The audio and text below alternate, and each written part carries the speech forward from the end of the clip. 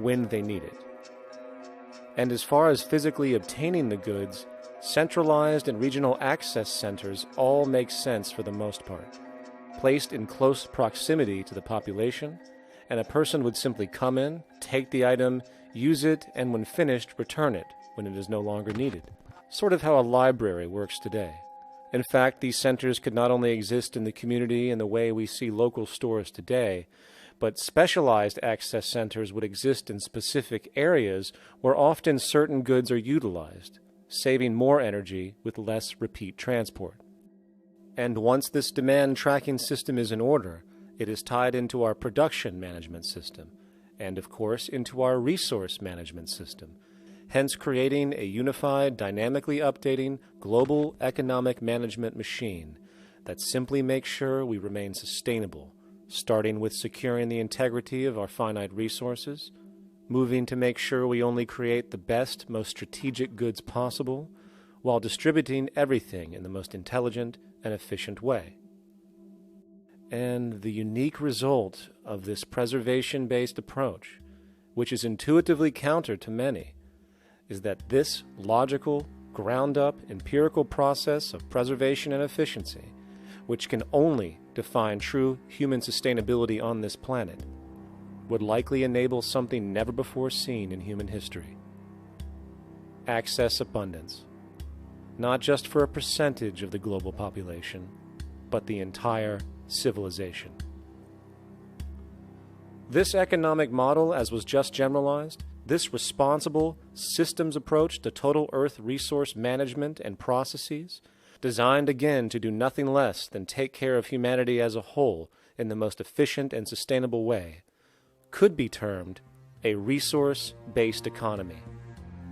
The idea was defined in the 1970s by structural engineer Jacques Fresco. He understood back then that society was on a collision course with nature and itself, unsustainable on every level.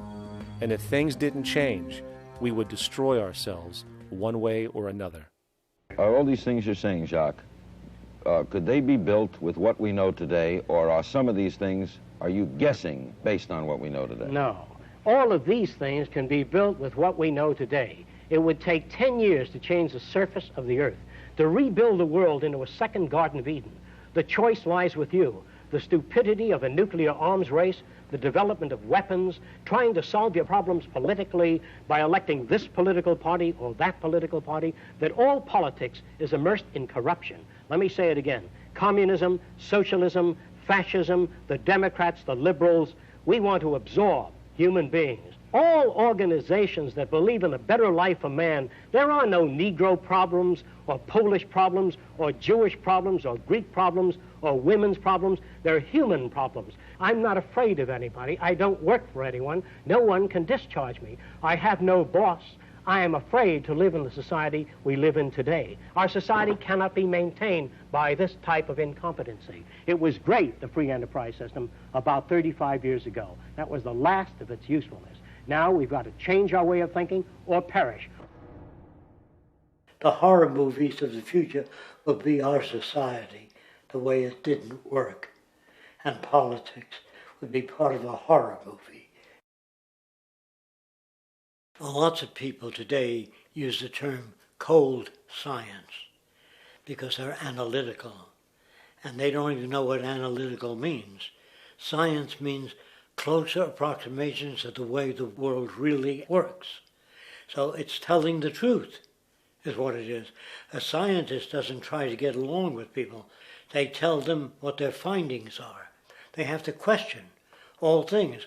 And if some scientist comes up with an experiment that shows certain materials have certain strength, other scientists have to be able to duplicate that experiment and come up with the same results.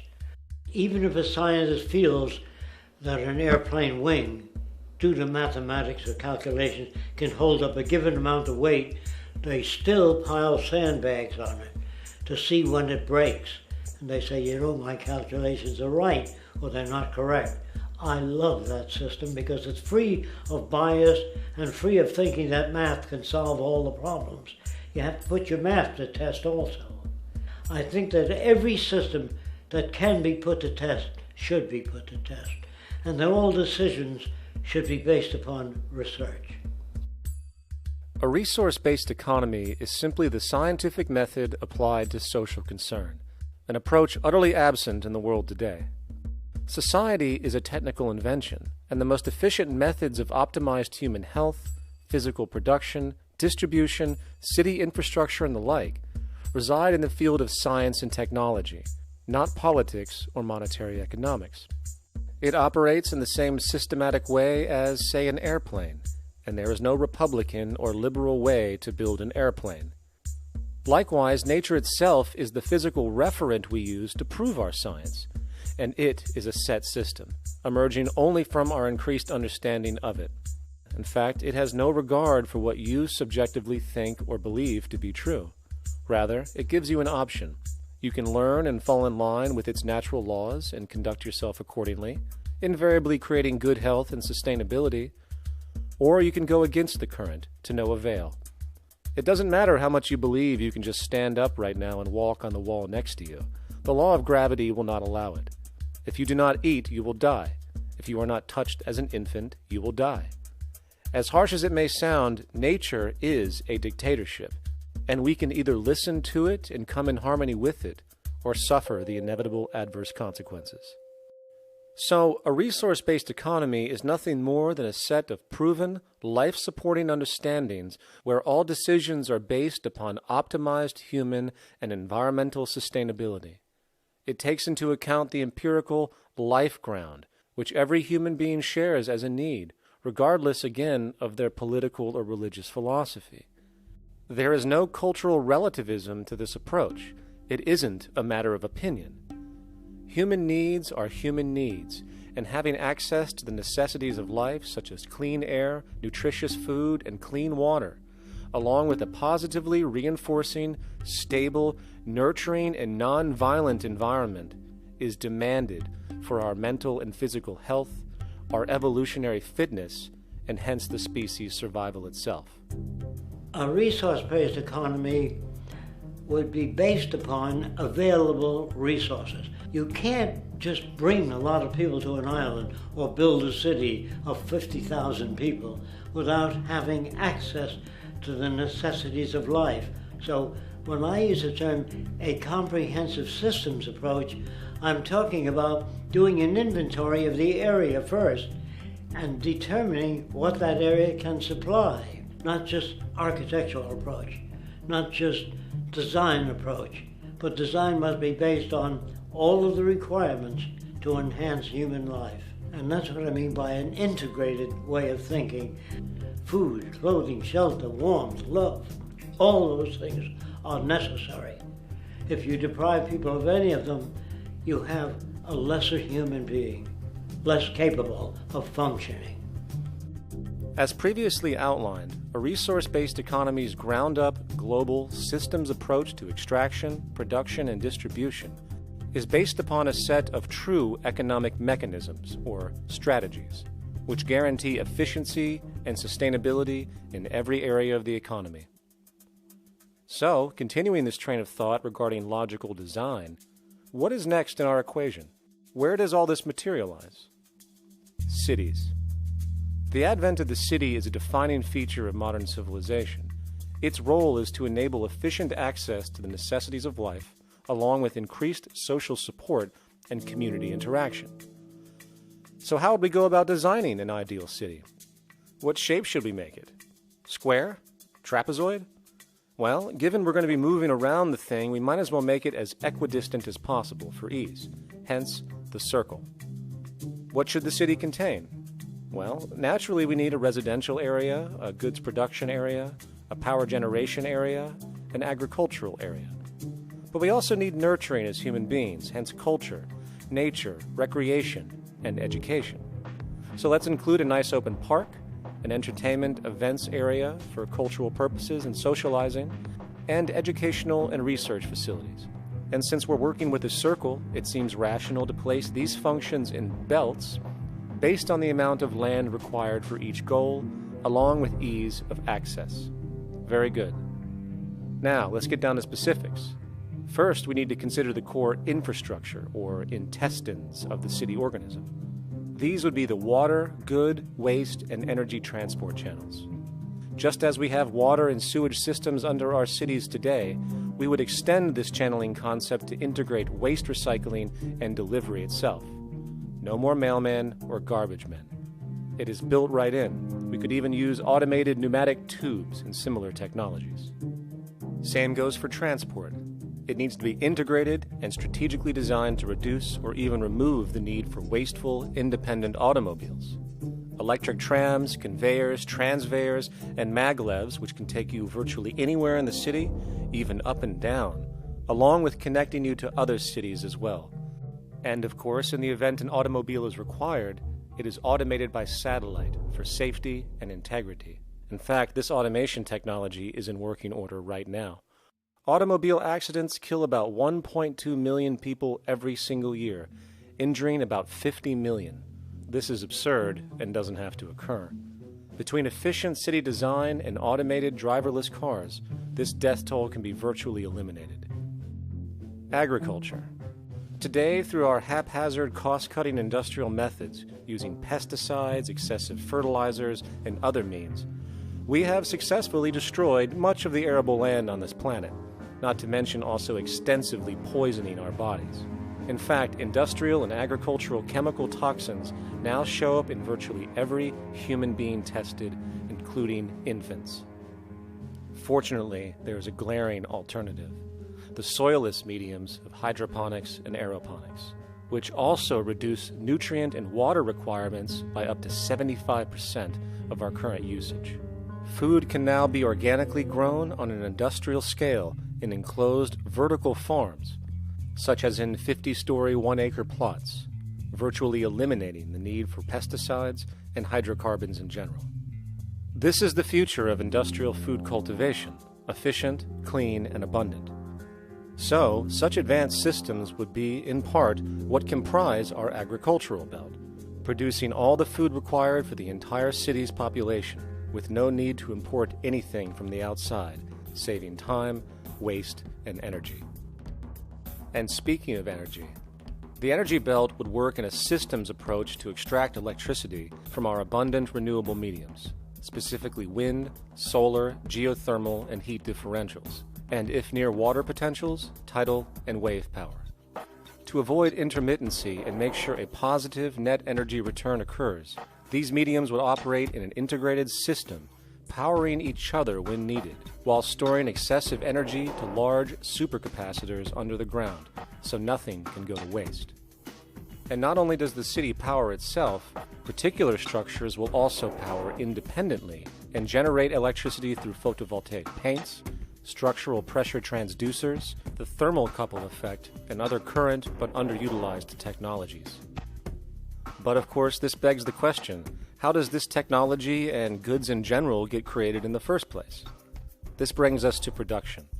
The industrial belt, apart from having hospitals and the like, would be the hub of factory production. Completely localized overall, it would of course obtain raw materials by way of the global resource management system just discussed, with demand being generated by the population of the city itself. As far as the mechanics of production, we need to discuss a new, powerful phenomenon which was sparked very recently in human history and is on pace to changing everything. It's called mechanization, or the automation of labor.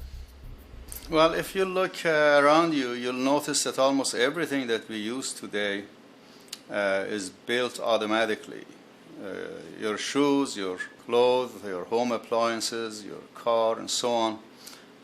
They are all built by machines in an automatic way. Can we say that the society has not been influenced by these major technological advancements? Of course not. These systems really dictate new structures and new needs, and they make a lot of other things obsolete. So we've been going up in the development and use of technology in an exponential way. So definitely automation is going to continue. You cannot stop technologies that just make sense. Labor automation through technology is at the bottom of every major social transformation in human history. From the agricultural revolution and the invention of the plow, to the industrial revolution and the invention of the powered machine, to the information age we live in now, through essentially the invention of advanced electronics and computers. And with regard to advanced production methods today, mechanization is now evolving on its own, moving away from the traditional method of assembling component parts into a configuration into an advanced method of creating entire products in one single process. Like most engineers, I'm fascinated by biology because it's so full of examples of extraordinary pieces of engineering. And absolutely, what biology is the study of things that copy themselves. Of course, that's a good a definition of life as we've got. Again, as an engineer, I've always been intrigued by the idea of machines that would copy themselves. RepRap is a three-dimensional printer. That's to say, it's a printer that you plug into a computer, and instead of making two-dimensional sheets of paper with patterns on, it makes real, physical, three-dimensional objects. Now, there's nothing new about that. 3D printers have been around for about 30 years. Big thing about RepRap is that it prints most of its own parts. And so, if you've got one, you can make another one and give it to a friend, as well as being able to print lots of useful things. From the simple printing of basic household goods in your home, to the printing of an entire automobile body in one swoop, advanced automated 3D printing now has the potential to transform virtually every field of production, including home construction. Contour crafting is actually a fabrication technology, the so-called 3D printing, when you directly build a 3D object from a computer model. Using contour crafting, it will be possible to build a 2,000 square foot home entirely by the machine in one day. The reason that people are interested in automating construction is that it really brings a lot of benefits. For example, construction is pretty labor intensive, and although it provides job for a sector of the society, it also has issues and complications. For example, construction is the most dangerous job that there is. It is worse than mining and agriculture. It has got the highest level of fatality almost in every country. Another issue is the waste. An average home in the United States has 3 to 7 tons of waste.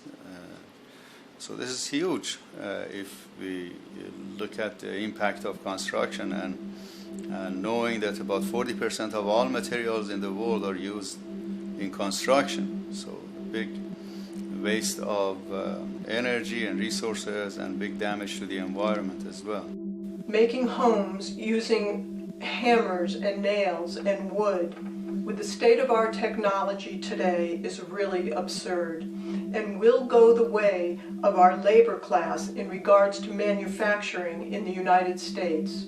Recently, there was a study by economist David Autor of MIT that states that our middle class is obsolete and being replaced by automation. Quite simply, mechanization is more productive, efficient, and sustainable than human labor in virtually every sector of the economy today. Machines do not need vacations, breaks, insurance, pensions, and they can work 24 hours a day every day. The output potential and accuracy compared to human labor is unmatched. The bottom line, repetitive human labor is becoming obsolete and impractical across the world, and the unemployment you see around you today is fundamentally the result of this evolution of efficiency in technology. For years, market economists have dismissed this growing pattern, which could be called technological unemployment, because of the fact that new sectors always seem to emerge to reabsorb the displaced workers. Today, the service sector is the only real hub left and currently employs over 80% of the American workforce, with most industrialized countries maintaining a similar proportion. However, this sector is now being challenged increasingly by automated kiosks, automated restaurants, and even automated stores. Economists today are finally acknowledging what they have been denying for years. Not only is technological unemployment exacerbating the current labor crisis we see across the world due to the global economic downturn, but the more the recession deepens, the faster the industries are mechanizing. The catch, which is not realized, is that the faster they mechanize to save money, the more they displace people, the more they reduce public purchasing power. This means that while the corporation can produce everything more cheaply, fewer and fewer people will actually have money to buy anything, regardless of how cheap they become. The bottom line is that the labor for income game is slowly coming to an end. In fact, if you take a moment to reflect on the jobs which are in existence today, which automation could take over right now if applied, 75% of the global workforce could be replaced by mechanization tomorrow. And this is why, in a resource-based economy, there is no monetary market system, no money at all, for there is no need. A resource-based economy recognizes the efficiency of mechanization and accepts it for what it offers. It doesn't fight it like we do today. Why? Because it is irresponsible not to, given any interest in efficiency and sustainability. And this brings us back to our city system. In the center is the central dome, which not only houses the educational facilities and transportation hub, it also hosts the mainframe that runs the city's technical operations. The city is, in fact, one big automated machine. It has sensors in all technical belts to track the progress of agriculture, energy gathering, production, distribution, and the like. Now, would people be needed to oversee these operations in the event of a malfunction or the like? Most probably yes, but that number would decrease over time as improvements continue. However, as of today, maybe 3% of the city population would be needed for this job when you break it down. And I can assure you that in an economic system which is actually designed to take care of you and secure your well-being, without you having to submit to a private dictatorship on a daily basis, usually to a job that is either technically unnecessary or socially pointless, while often struggling with debt that doesn't exist just to make ends meet, I guarantee you people will volunteer their time left and right to maintain and improve a system that actually takes care of them. And coupled with this issue of incentive comes the common assumption that if there isn't some external pressure for one to work for a living, people will just sit around, do nothing, and turn into fat, lazy blobs. This is nonsense. The labor system we have today is in fact the generator of laziness, not a resolver of it. If you think back to when you were a child, full of life, interested in new things to understand, likely creating and exploring, but as time went on, the system pushed you into the focus of figuring out how to make money. And from early education to study at a university, you are narrowed, only to emerge as a creature which serves as a cog in a wheel in a model that sends all the fruits to the upper 1%. Scientific studies have now shown that people are, in fact, not motivated by monetary reward when it comes to ingenuity and creation. The creation itself is the reward. Money, in fact, appears only to serve as an incentive for repetitive, mundane actions, a role we have just now shown can be replaced by machine. So when it comes to innovation, the actual use of the human mind, the monetary incentive has proven to be a hindrance, interfering and detracting from creative thought. And this might explain why Nikola Tesla, the Wright brothers, and other inventors who contributed massively to our current world never showed a monetary incentive to do so. Money is, in fact, a false incentive and causes 100 times more distortion than it does contribution. Good morning, class. Please settle down. The first thing I would like to do is go around the room and ask what everyone would like to be when they grow up. Who'd like to go first?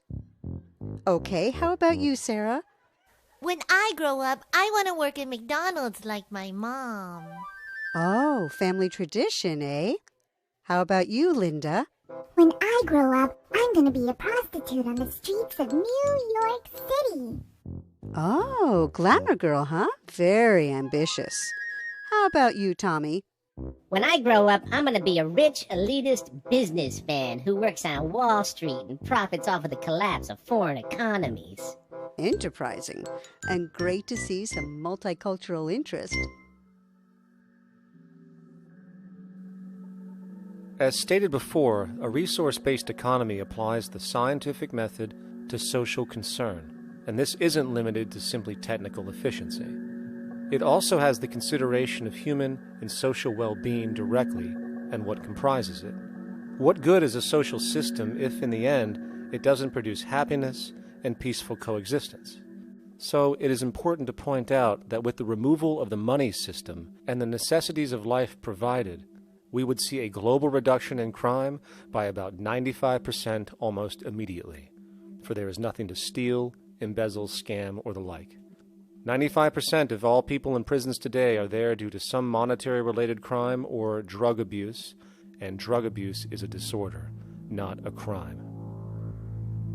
So what about the other 5%, the truly violent, often seeming to some as being violent for the sake of being violent? Are they just evil people? The reason that I frankly think it's a waste of time to engage in moral value judgments about people's violence is because it doesn't advance by one iota our understanding of either the causes or the prevention of the violent behavior. People sometimes ask if I believe in forgiving criminals. My answer to that is, no, I don't believe in forgiveness any more than I believe in condemnation. It's only if we as a society can take the same attitude of treating violence as a problem in public health and preventive medicine rather than as a moral evil. It's only when we make that change in our own attitudes and assumptions and values that we will actually succeed in reducing the level of violence rather than stimulating it, which is what we do now.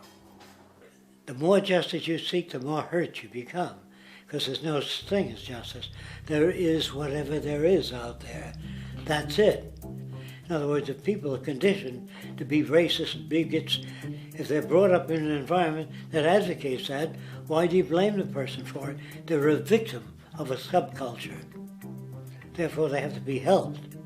The point is, we have to redesign the environment that produces aberrant behavior. That's the problem, not putting a person in jail. That's why judges, lawyers, freedom of choice, such concepts are dangerous, because it gives you misinformation that the person is bad or that person is a serial killer.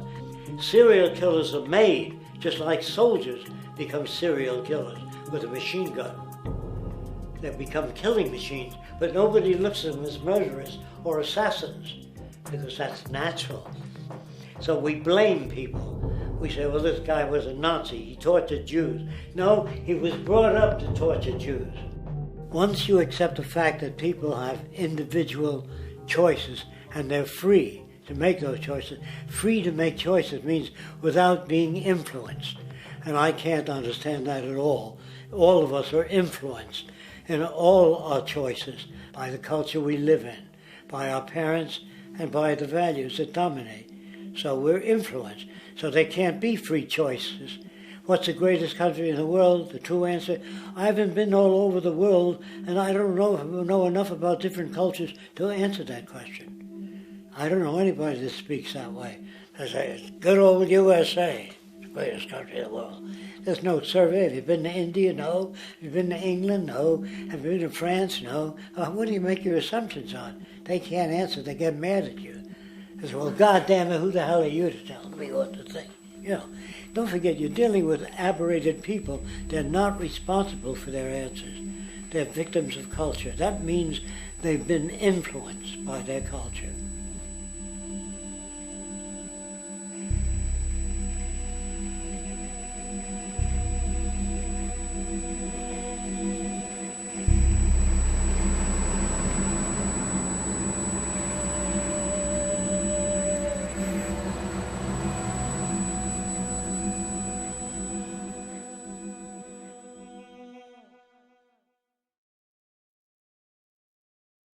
When we consider a resource-based economy, there are often a number of arguments that tend to come up with regard to the efficiency. Now hold on just a minute. Yes? I know what this is. This is called Marxism, buddy. Stalin killed 800 billion people because of ideas like this. My father died in the gulag. Hold on. Communist, Fascist. You don't like America, you should just leave. All right, everybody just calm down. death to the New World Order. Death to the New World Order. And as the irrationality of the audience grew, shocked and confused, suddenly the narrator suffered a fatal heart attack. And the seemingly communist propaganda film was no more.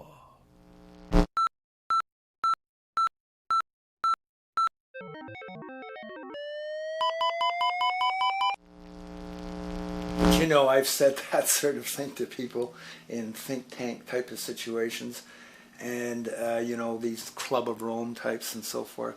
Marxist. What Marxist? Where did that come from? You know, they got this icon they hold on to as their holy grail, and it's such an easy one. You know, people ask if I'm a socialist or a communist or a capitalist, and I say I'm none of the above. And why do you think that those are the only options? All of those political constructs were created by writers who assumed that we lived on a planet of infinite resources. Not a one of those political philosophies even contemplates that there might be a shortage of anything. I believe that communism, socialism, free enterprise, fascism are part of social evolution, that you can't take a giant step from one culture to another, but they're in-between systems. Before there's any ism, we've got a life ground, and the life ground is, as I just described most easily, it's all the conditions required to take your next breath, and that involves the air you breathe, the water you get, the safety you have, the education you can access, all these things that we share and use and that no life in any culture can do without. So we've got to reset down to the life ground, and the life ground is no longer any ism. It's life value analysis. It's simply a matter of historical fact that the dominant intellectual culture of any particular society reflects the interests of the dominant group in that society. In a slave-owning society, the beliefs about human beings and human rights and so on will reflect the needs of the slave owners. In a society which again is based on the power of certain people to control and profit from the lives and work of millions of others, the dominant intellectual culture will reflect the needs of the dominant group. And so that if you look across the board, the ideas that pervade psychology and sociology and history and political economy and political science fundamentally reflect certain elite interests. And the academics who question that too much tend to get shunted to the side or to be seen as sort of radicals. The dominant values of a culture tend to support and perpetuate what is rewarded by that culture. And in a society where success and status is measured by material wealth, not social contribution, it is easy to see why the state of the world is what it is today. We are dealing with a values system disorder, completely denatured, where the priority of personal and social health have become secondary to the detrimental notions of artificial wealth and limitless growth. And like a virus, this disorder now permeates every facet of government, news media, entertainment, and even academia. And built into its structure are mechanisms of protection from anything that might interfere. Disciples of the monetary market religion, the self-appointed guardians of the status quo, constantly seek out ways to avoid any form of thought which might interfere with their beliefs, the most common of which are projected dualities. If you are not a Republican, you must be a Democrat. If you are not a Christian, you might be a Satanist. And if you feel society can be greatly improved to consider perhaps, taking care of everyone, you're just a utopianist. And the most insidious of them all, if you are not for the free market, you must be against freedom itself. I'm a believer in freedom. Every time you hear the word freedom being said anywhere or government interference said anywhere, it means, decoded, blocking maximization of turning money into more money for private money possessors. That's it. Every other thing they'll say, oh, we need more commodities for people, oh, this is freedom against tyranny and so forth.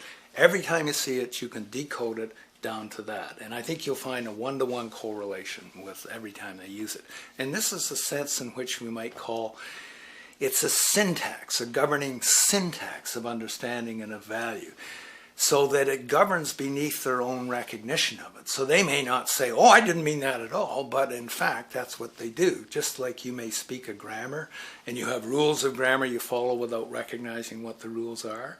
And so what we have is what I call the ruling value syntax that underlies this. So every time they use these words, government interference, lack of freedom, or progress, or development, you can decode them all to come back to mean that. Of course, when you hear the word freedom, it tends to be in the same sentence with something called democracy. It's fascinating how people today seem to believe that they actually have a relevant influence on what their government does, forgetting that the very nature of our system offers everything for sale. The only vote that counts is the monetary vote, and it doesn't matter how much any activist yells about ethics or accountability. In a market system, every politician, every legislation, and hence every government is for sale. And even with the $20 trillion bank bailout starting in 2007, an amount of money which could have changed, say, the global energy infrastructure to fully renewable methods, instead going to a series of institutions that literally do nothing to help society, institutions that could be removed tomorrow with no recourse.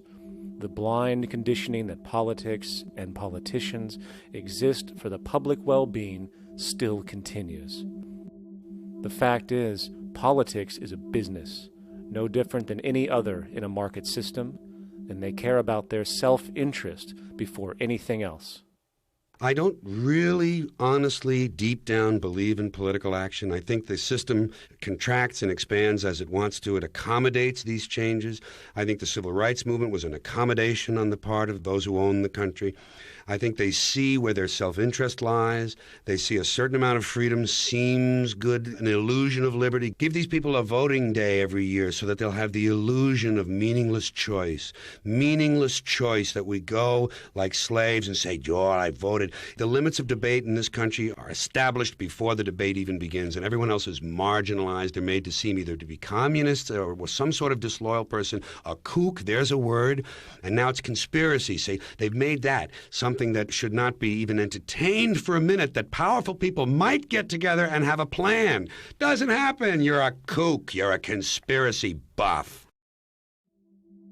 And of all the mechanisms of defense of this system, there are two that repeatedly come up.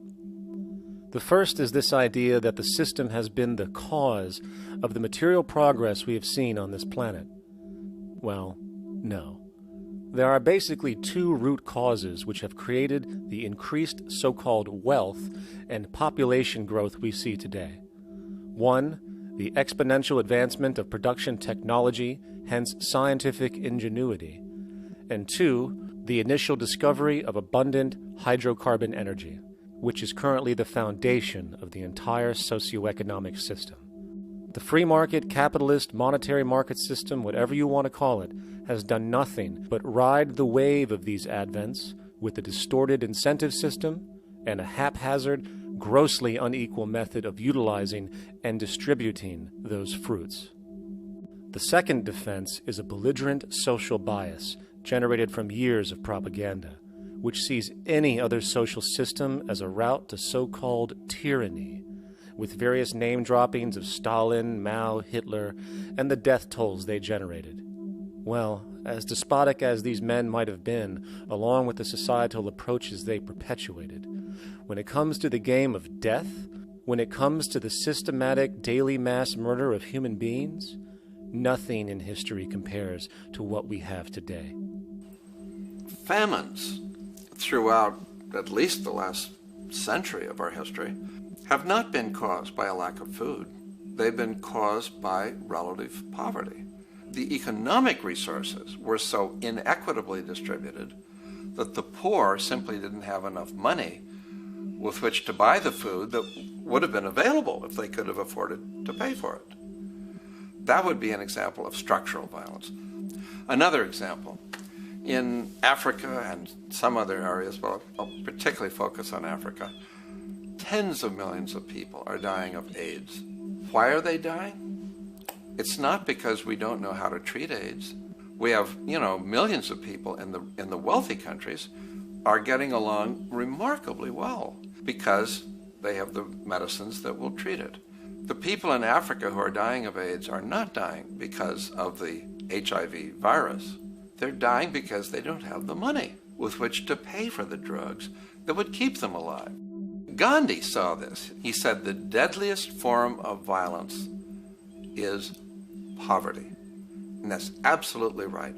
Poverty kills far more people than all the wars in history, more people than all the murderers in history, more than all the suicides in history. Not only does structural violence kill more people than all the behavioral violence put together, structural violence is also the main cause of behavioral violence.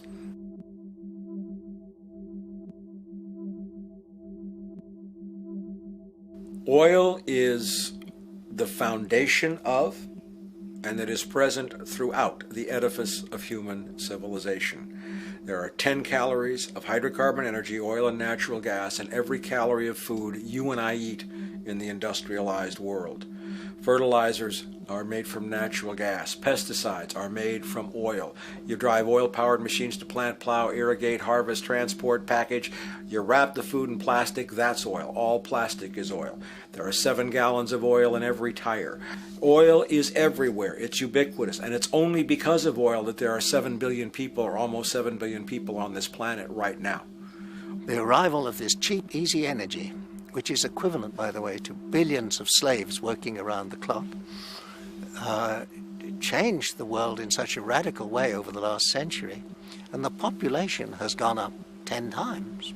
But by 2050, oil supply is able to support less than half the present world's population in their present way of life. So the scale of adjustment to live differently is just enormous. The world is now using 6 barrels of oil for every barrel it finds. 5 years ago, it was using 4 barrels of oil for every barrel it finds. A year from now, it's going to be using 8 barrels of oil for every barrel it finds. What's disturbing to me is the lack of any real effort from governments worldwide or industry leaders worldwide to do something different. I mean, we have these sort of attempts to build more wind power and to maybe do something with tide. We've got attempts to make our cars a little bit more efficient. But there's nothing which really looks like a revolution coming along. These are all pretty minor. And that, I think, is pretty frightening. And the governments who are driven by these economists who don't really appreciate what we're talking about are trying to stimulate consumerism to restore past prosperity in the hope that they can restore the past. They're printing yet more money lacking any collateral at all. So if the economy improves and recovers and growth, famous growth comes back, it'll only be short-lived because within a short period of time, counted in months rather than years, it'll hit the supply barrier again. There'll be another price shock and a deeper recession. So I think we go into a series of vicious circles. So you have the economic growth going up, price spike, everything shuts down, that's where we are now. Then it starts to come up again. But what we have now is this area where there's no more ability to produce cheap energy. We're at the peak. We're on the downslope of oil production. No way you're going to get any more out of the ground any faster, which means that things shut down. The price of oil drops, which it did in early 2009, but then as you have an ersatz so-called recovery, the price of oil starts to come back. It's recently been hovering around $80 a barrel, and what we see is at $80 a barrel now, with the economic and financial collapse, people are having a hard time affording that. World oil production right now is about 86 million barrels a day. Over 10 years, you're looking at roughly 40 million barrels a day having to be replaced. There's nothing around which can come even within 1% of meeting that sort of demand. If we don't do something pretty quickly, there's going to be a huge energy deficiency.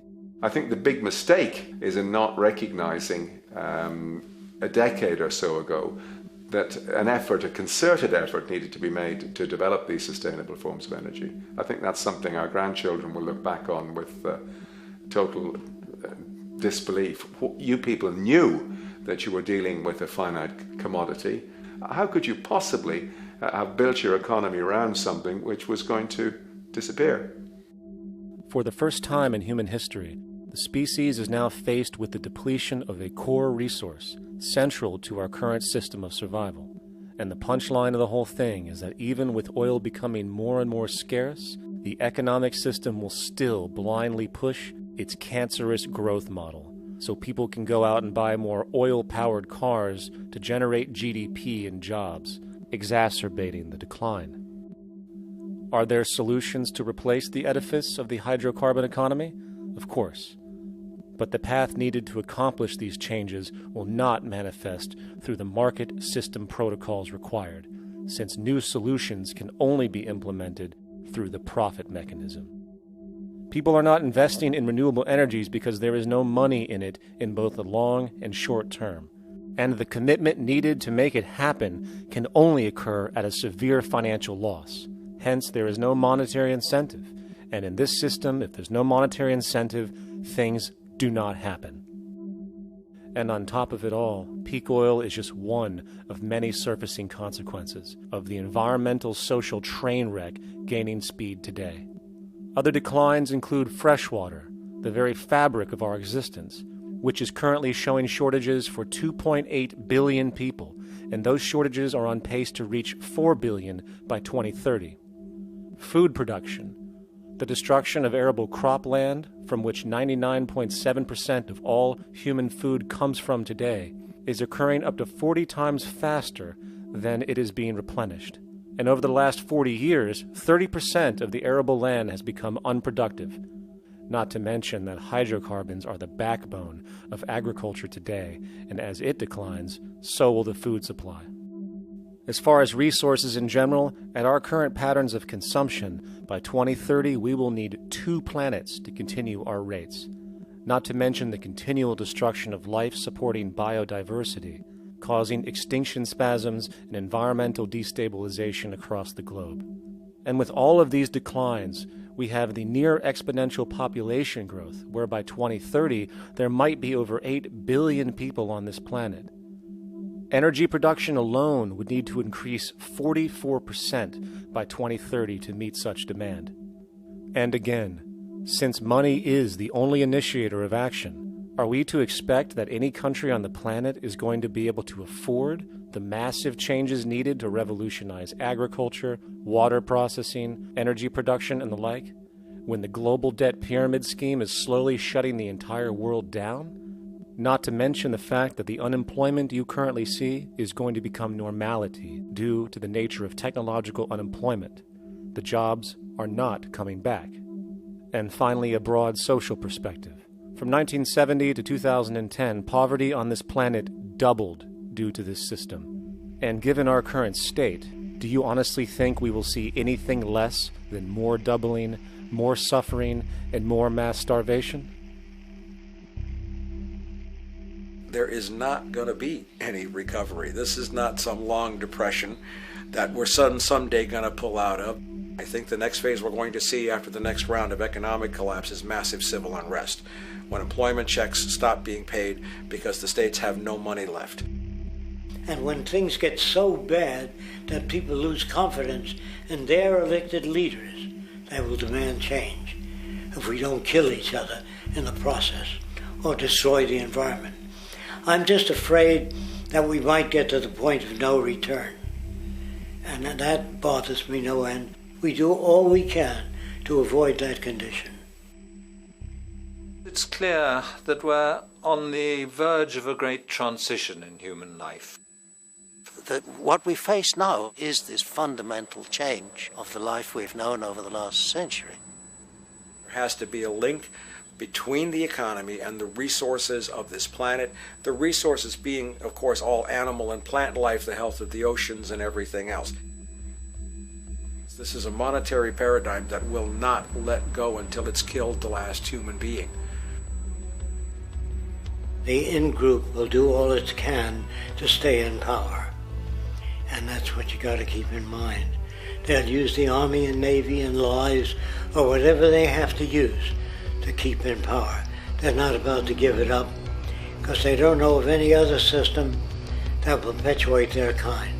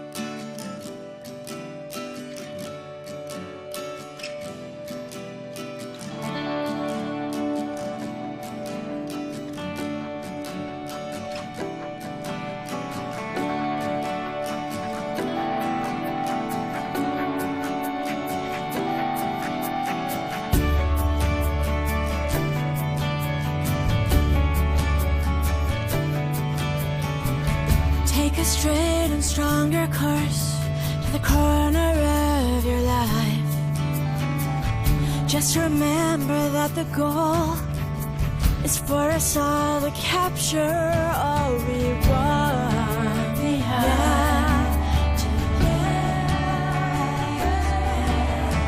Don't surround yourself with yourself. Move on back to squares. Send an instant karma to me, and I shall live with love and care for yourself. 'Cause it's time and time with your time, and it's news.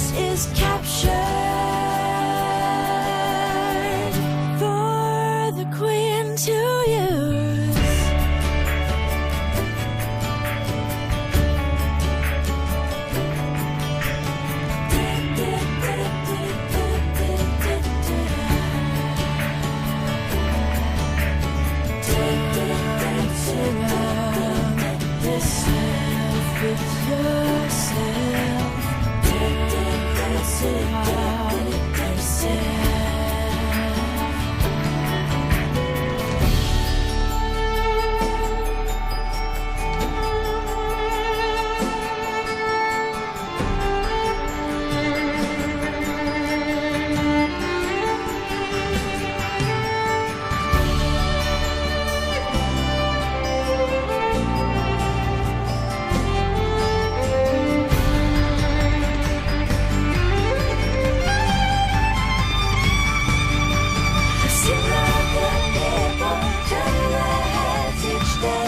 Satisfied, I'm on my way.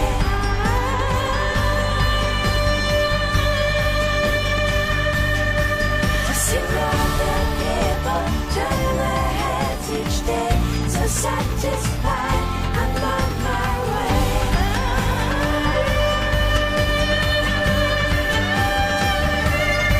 To see all the people turn their heads each day. So satisfied.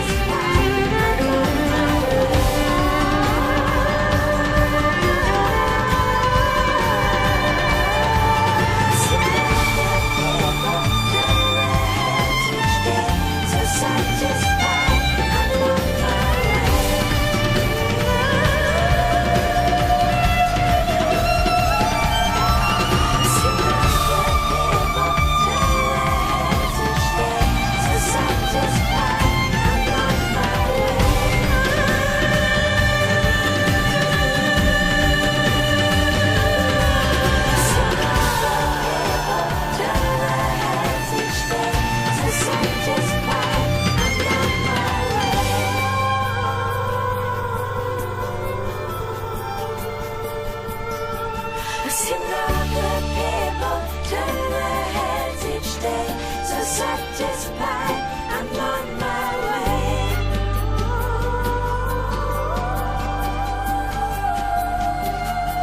I see no good people turn their heads each day. So satisfied, I'm on my way.